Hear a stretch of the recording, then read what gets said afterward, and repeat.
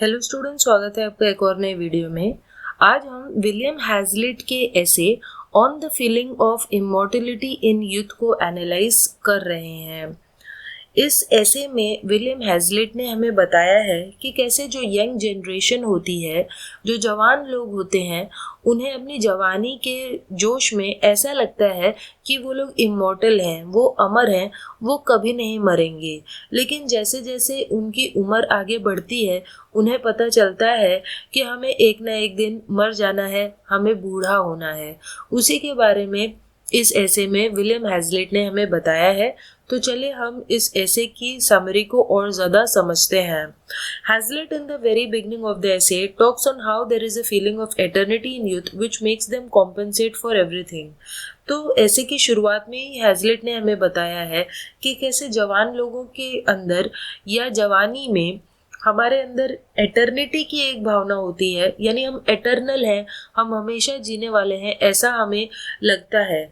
The youth live as if they had their future loaded with treasures. तो जो जवान लोग होते हैं वो ऐसे जीते हैं जैसे कि उनके फ्यूचर में सिर्फ ट्रेजर्स ही ट्रेजर्स हैं, यानी सब कुछ अच्छा ही होने वाला है। और वो अपने फ्यूचर के लिए कोई प्लानिंग नहीं करते और उनकी होप्स और विशेस का कोई अंत ही नहीं होता। Words like death and old age are of no relevance to them. और उनके लिए मौत या बुढ़ापा, इन बातों का कोई भी रेलेवेंस नहीं होता, इन चीज़ों का कोई इम्पोर्टेंस नहीं होता उनकी लाइफ में। They believe that they bear a lucky life. उन्हें ऐसा लगता है कि वो लोग बहुत लकी हैं। और डेथ या ओल्ड एज जैसी बातों को उनका दिमाग नहीं समझता और उन्हें लगता है कि ये सारी जो चीज़ें हैं बस इमेजिनरी हैं, सच्चाई से इनका कोई नाता नहीं है। The youth have desires piling on and seek every opportunity to gratify them। तो ये जो जवान लोग होते हैं उनके अंदर बहुत सारी इच्छाएं होती हैं, डिज़ायर्स होती हैं, जिनको ये लोग बढ़ाते जाते हैं और मौका देखते रहते हैं कि कैसे उन डिज़ायर्स को पूरा किया जाए, उन इच्छाओं को पूरा किया जाए। और वो लोग मटेरियलिस्टिक परस्यूट्स यानी दुनियादारी में और दुनिया की चीज़ों को इकट्ठा करने में लगे रहते हैं। वो दुनिया को बहुत ही पॉजिटिवली लेते हैं और अपने अंदर बहुत ही ताकत और एनर्जी महसूस करते हैं और उसके साथ साथ ये इस दुनिया के साथ आगे बढ़ते हैं। और इस एक्साइटमेंट में वो भूल जाते हैं कि एक ना एक दिन तो बुढ़ापा आना है, ओल्ड एज आनी है और फाइनली डेथ आनी है। Probably it is in the very nature of the youth that they feel the essence of immortality।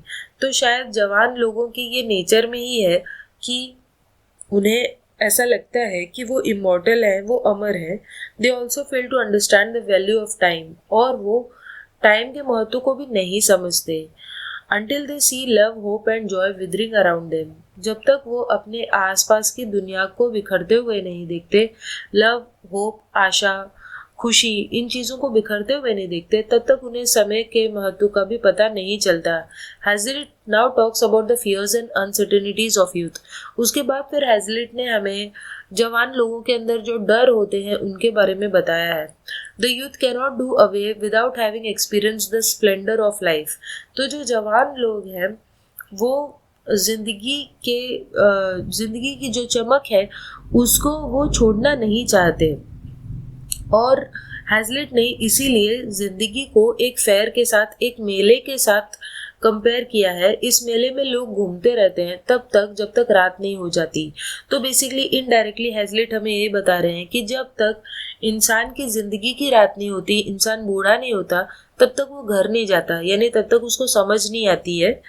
Hazlitt then compares life to a play. उसके बाद हैजलिट ने जिंदगी को एक ड्रामा के साथ कंपेयर किया है और बताया है कि ये जो नेचर है वो एक स्टेप मदर है, यानी वो हमारी सौतेली माँ है, जो प्रकृति है, और वो हमें अपने हाथों में उठाए रखती है, लेकिन कुछ ही टाइम तक। उसके बाद जैसे ही उसे हम भारी लगने लगते हैं, हम भार बन जाते हैं उसके लिए, तब वो हमें छोड़ देती है। यानी बेसिकली हैजलिट यही बता रहे हैं कि जैसे ही हम बूढ़े हो जाते हैं हमें अपनी असलियत रियलाइज होती है। The transition from youth to old age और rather to the age of maturity happens gradually. तो बता रहे हैं कि जवानी से जो बुढ़ापा आना है वो अचानक नहीं आता, वो धीरे धीरे करके आता है, ग्रेजुअली आता है, उसी तरीके से जैसे मेच्योरिटी आती है। अचानक से कोई भी इंसान मेच्योर नहीं होता, धीरे धीरे होता है। Hazlitt talks about how art, Rembrandt's painting live for long. फिर हैजलिट जो है वो आर्ट के बारे में बात करते हैं कि कैसे रेम्ब्रांड जो कि बहुत ही फेमस पेंटर है, उनकी जो पेंटिंग्स है वो तो हमेशा जिंदा रहेगी क्योंकि वो आर्ट है, lives for long. While the youth takes no heed of the passage of time and one day they find the intricacies of nature। तो वो कहते हैं कि पेंटिंग तो हमेशा जिंदा रहने वाली है, लेकिन उस पेंटिंग को देखने वाला जो व्यूअर है या ऑडियंस है वो खत्म हो जाएगी। तो वो जो यूथ है उसे एक दिन नेचर को फेस करना ही पड़ेगा, उसे मर जाना पड़ेगा, जबकि जो पेंटिंग है वो कभी खत्म नहीं होगी। The painter lives eternally in his painting while the viewer is turn to dust. तो हैजलिट कह रहे हैं कि जो पेंटर है जिसने अपनी पेंटिंग बना दी, अपनी पेंटिंग के जरिए वो हमेशा जिंदा रहेगा, लेकिन जो व्यूअर है, देखने वाला है, यानी जो इंसान है वो मर जाएगा, लेकिन पेंटिंग के फॉर्म में पेंटर जिंदा रहेगा। Meaning to say that once health, strength and appetite reduces as he grows old, and even if he wants to do of any value of this earth, it becomes rather too difficult a task for him to accomplish। तो जो Hazlitt है वो हमें कह रहे हैं कि कैसे जैसे जैसे बुढ़ापा आता है वैसे इंसान की हेल्थ कमज़ोर पड़ती जाती है, भूख, एपेटाइट कम होते जाती है, और इंसान के लिए बहुत डिफ़िकल्ट हो जाता है कि वो इस धरती को कुछ दे कर जाए। At times when we understand the ravages of time we find it appealing to live that single moment to its fullest and complain how slowly like a snail time moves, but it won't be long enough for us to see how quickly the time has passed। तो बहुत बार हम कहते हैं जब हम जवान होते हैं और हम किसी मोमेंट को एंजॉय कर रहे होते हैं तो हम कहते हैं कि टाइम कितना स्लोली जा रहा है, लेकिन एक्चुअली टाइम बहुत जल्दी जल्दी पास हो रहा होता है। और फिर हैजलिट अपने खुद के एक्सपीरियंस के बारे में बताते हैं कि कैसे फ्रेंच रेवोल्यूशन में उन्होंने पार्टिसिपेट किया था और उस मोमेंट में उन्हें ऐसा लग रहा था कि ये बहुत ही इम्पोर्टेंट मोमेंट है, लेकिन अब उन्हें रियलाइज़ होता है कि वो बस ब्लड शेड था, यानी उस लड़ाई में बस खून बहा है लोगों का और कुछ उससे मिला नहीं है, हासिल नहीं हुआ। As one grows old the essence of time becomes very vivid. तो जैसे जैसे लोग बूढ़े होते हैं टाइम के बारे में पता चलता जाता है और उन लोगों को रियलाइज़ होता है कि जो टाइम है बहुत जल्दी जल्दी पास हो रहा है। Hazlitt comment saying that the world is a witch. तो वो हैजलिट कहते हैं कि जो दुनिया है वो एक विच, एक चुड़ैल की तरह लगने लगती है जो हमें फॉल्स शोज और अपीयरेंसेस से काटती है। यानी कि जवानी में जो दुनिया हमें बहुत ही ज़्यादा अपील कर रही होती है, जो हमें पसंद आ रही होती है, बुढ़ापे में समझ में आ जाता है कि इस दुनियादारी में कुछ भी नहीं रखा है, दिखावे की दुनिया में कुछ नहीं रखा है। Meaning to say that all joys and hopes become an illusion. तो जितनी भी होप्स है और आशाएं हैं या खुशियां हैं वो बस एक इल्यूजन बन के रह जाती है अपनी आंखों के सामने, बस एक शो की तरह रह जाती है, उनकी रियल मीनिंग कुछ नहीं होती। The only thing we can expect now is little of ill health and suffering and then peacefully we can retire to our graves. तो जब हम बूढ़े होते हैं तो हम बस यही एक्सपेक्ट करते हैं कि भाई हमें कम सफरिंग मिले, कम दुख दर्द मिले, कम बीमारियां मिले, ताकि आराम से हम मर सके।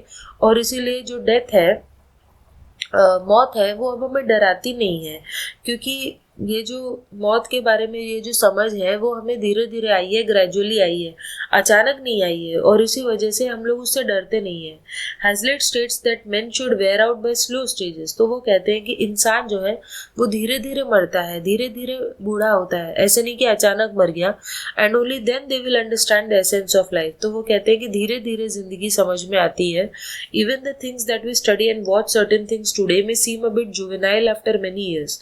तो जो चीज़ें जिनको हम पढ़ते हैं या समझते हैं आज, जो हमें जुवेनाइल लगती हैं, बेकार की लगती हैं, लेकिन उनका जो डीप मीनिंग है वो काफ़ी सालों बाद समझ में आता है। और इस तरह की जो हैजलिट है वो यूथ को क्रिटिसाइज कर रहे हैं और फाइनली वो एक क्वेश्चन के साथ अपने ऐसे को कंप्लीट करते हैं और कहते हैं कि क्यों यूथ फेड हो जाता है और क्यों वाई ब्यूटी फेड्स अवे, क्यों सुंदरता खत्म हो जाती है। Life is not enough to get solutions, शायद हमें फाइनल सोल्यूशंस कभी नहीं मिलेंगे। तो इस तरीके से यहाँ पर विलियम हैजलिट का ये बहुत ही नॉलेजेबल ऐसे, जिससे हमें बहुत सारी नॉलेज मिलती है, समझ मिलती है, वो यहाँ खत्म हो जाता है। आई होप आपको ये समझ में आया होगा। फिर भी इससे रिलेटेड कोई डाउट है तो आप कमेंट करके पूछ सकते हैं। चलिए हम मिलते हैं नेक्स्ट वीडियो में, तब तक के लिए बाय।